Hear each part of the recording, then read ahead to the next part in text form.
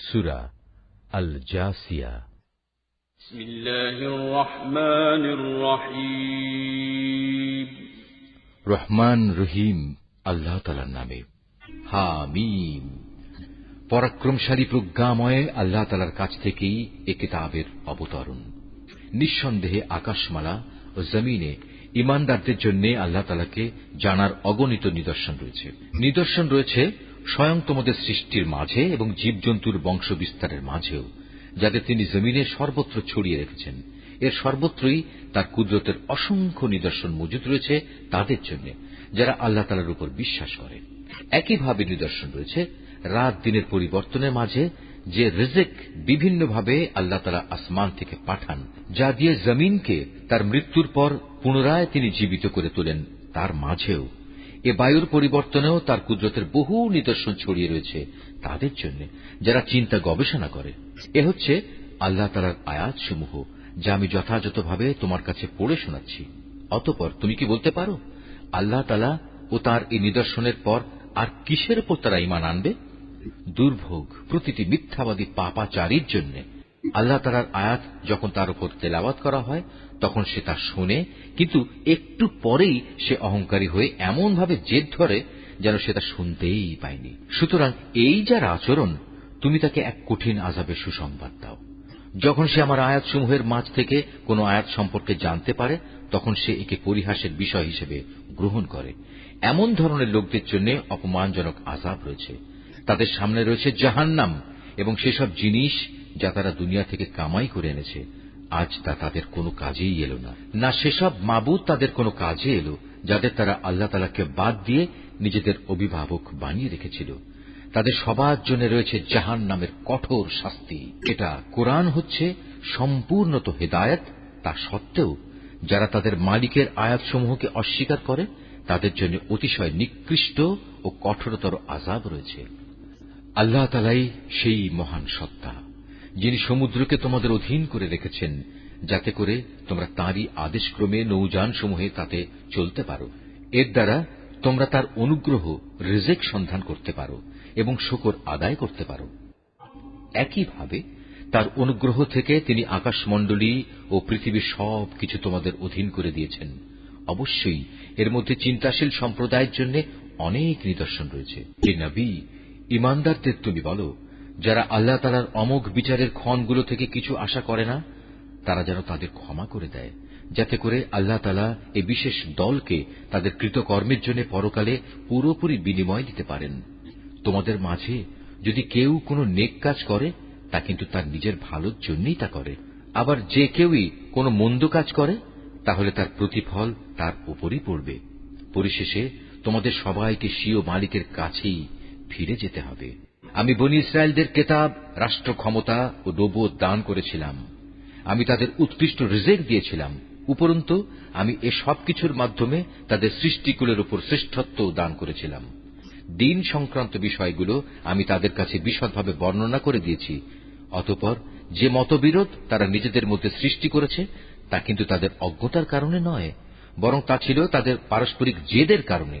হে নবী, কিয়ামতের দিন তোমার মালিক তাদের মধ্যে সেই সমস্ত বিষয়ের ফয়সালা করে দেবেন যে ব্যাপারে তারা দুনিয়ায় মতবিরোধ করেছে। অতঃপর হে নবী, আমি তোমাকে দিনের এক বিশেষ পদ্ধতির উপর এনে স্থাপন করেছি। অতএব তুমি শুধু তারই অনুসরণ করো। শরীয়তের ব্যাপারে সেসব লোকদের ইচ্ছা আকাঙ্ক্ষার অনুসরণ করো না যারা আখিরাত সম্পর্কে কিছুই জানে না। আল্লাহ তাআলার মোকাবেলায় এরা তোমার কোনোই কাজে আসবে না। তাছাড়া জালেমরা তো একজন আর একজনের বন্ধু, আর পরেজগার লোকদের আসল বন্ধু হচ্ছেন আল্লাহ তাআলা স্বয়ং। এ কোরআন হচ্ছে মানুষের জন্য সুস্পষ্ট দলিল। সর্বোপরি ঈমানদারদের জন্য তা হচ্ছে জ্ঞানের কথা, পথ নির্দেশ ও অনুগ্রহ। যারা অপকর্ম করে তারা কি মনে করে নিয়েছে আমি তাদের সে লোকদের মতো করে দেব যারা ঈমান এনেছে এবং সে অনুযায়ী নেক আমল করেছে?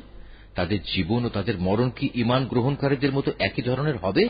কত নিম্নমানের ধারণা পোষণ করছে এরা আল্লাহ তাআলা সম্পর্কে। আল্লাহ তাআলা আসমান সমূহ ও জমিন যথাযথভাবে সৃষ্টি করেছেন যাতে করে এ দুয়ের মাঝে বসবাসরত প্রতিটি বাসিন্দা তার কর্মের যথাযথ বিনিময় পেতে পারে। কিয়ামতের দিন তাদের কারো প্রতি বিন্দু মাত্র জুলুম করা হবে না। হে নবী, তুমি কি সে ব্যক্তিটির প্রতি লক্ষ্য করেছ যে ব্যক্তি নিজের খেয়াল খুশিকে নিজের মাবুদ বানিয়ে নিয়েছে এবং পর্যাপ্ত পরিমাণ জ্ঞান থাকা সত্ত্বেও আল্লাহ তাআলা তাকে গোমরা করে দিয়েছেন, তার কান ও তার অন্তরে তিনি মোহর মেরে দিয়েছেন, তার চোখে তিনি পর্দা এঁটে দিয়েছেন, এমন ব্যক্তিকে আল্লাহ তাআলার পর কে পথ নির্দেশ দেবে? তারপরেও কি তোমরা কোনো উপদেশ গ্রহণ করবে না? এ মূর্খ লোকেরা এও বলে, আমাদের পার্থিব দুনিয়া ছাড়া আর কোনো জীবনই নেই, আমরা যে মরি বাঁচি তা সব আমাদের এখানেই, আমাদের যা কিছু ধ্বংস করে তা এই কালের আবর্তনই করে। মূলত এদের এ ব্যাপারে কোনোই জ্ঞান নেই, এরা শুধু আন্দাজ অনুমানের ভিত্তিতে কথা বলে।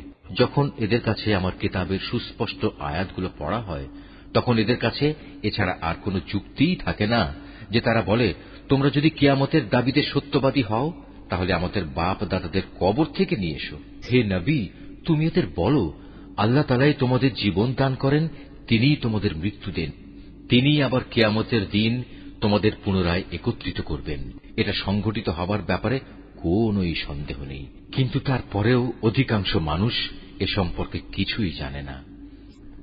আকাশমণ্ডলী ও জমিনের যাবতীয় সার্বভৌমত্ব আল্লাহ তাআলার জন্যই। যেদিন কিয়ামত সংঘটিত হবে সেদিন এই বাতিলপন্থীরা ভীষণভাবে ক্ষতিগ্রস্ত হবে।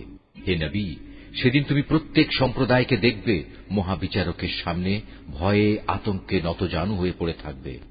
প্রত্যেক জাতিকেই তাদের আমল নামার দিকে ডাক দেয়া হবে। তাদের বলা হবে, দুনিয়ায় তোমরা যা কিছু করতে, আজ তোমাদের তার যথার্থ প্রতিফল দেয়া হবে। এ হচ্ছে আমার সংরক্ষিত নথিপত্র, যা তোমাদের কর্মকাণ্ডের উপর ঠিক ঠিক বর্ণনাই পেশ করবে। তোমরা যখন যা করতে আমি তা এখানে সেভাবেই লিখে রেখেছি। যারা ঈমান এনেছে এবং নেক কাজ করেছে, আজ তাদের মালিক তাদের তাঁর অনুগ্রহে জান্নাতে দাখিল করাবেন, আর এটাই হবে সুস্পষ্ট সাফল্য। অপরদিকে যারা কুফরি অবলম্বন করেছে, আমি তাদের বলবো, তোমাদের সামনে কি আমার আয়াতসমূহ বারবার পড়ে শোনানো হতো না? কিন্তু এ সত্ত্বেও তোমরা ঔদ্ধত প্রকাশ করেছিলে। মূলত তোমরা ছিলে একেবারেই নাফরমান জাতি। যখন তোমাদের বলা হতো আল্লাহ তাআলার ওয়াদা সত্য এবং কিয়ামত সংঘটিত হওয়ার মধ্যে কোন রকম সন্দেহ নেই, তখন তোমরা অহংকার করে বলতে, কিয়ামত আবার কি? আমরা জানি না, আমরা এ ব্যাপারে সামান্য কিছু ধারণাই করতে পারি মাত্র, কিন্তু আমরা তো তাতে বিশ্বাসীও নই। সেদিন তাদের মন্দ কাজগুলো তাদের কাছে স্পষ্ট প্রকাশ হয়ে পড়বে এবং সে বিষয়টি তাদের পরিবেষ্টন করে নেবে, যে ব্যাপারে তারা হাসি ঠাট্টা করে বেড়াত। ওদের তখন বলা হবে, আজ আমি তোমাদের জেনে শুনেই ভুলে যাব। ঠিক যেভাবে তোমরা দুনিয়ায় থাকতে এই দিনের সাক্ষাৎকে ভুলে গিয়েছিলে, আজ তোমাদের ঠিকানা হবে জাহান্নামের আগুন। সে আগুন থেকে বাঁচার জন্য এখানে তোমরা কোনোই সাহায্যকারী পাবে না। এ কারণেই তোমাদের শাস্তি দেয়া হল। তোমরা আল্লাহ তাআলার আয়াতসমূহ নিয়ে হাসি তামাশা করতে এবং তোমাদের পার্থিব জীবন দারুণভাবে তোমাদের প্রতারিত করে রেখেছিল। সুতরাং আজ তাদের জাহান্নাম থেকে বের করা হবে না, না আল্লাহ তাআলার দরবারে তাদের কোন রকম অজুহাত পেশ করার সুযোগ দেয়া হবে। অতএব সমস্ত প্রশংসা আল্লাহ তাআলার জন্য, যিনি আসমান সমূহের মালিক, তিনি জমিনের মালিক, তিনি মালিক গোটা সৃষ্টিকুলের। আকাশমণ্ডলী এবং জমিনের সমস্ত গৌরব ও মাহাত্ম্য তাঁর জন্যই নিবেদিত। তিনি মহাপরাক্রমশালী ও প্রজ্ঞাময়।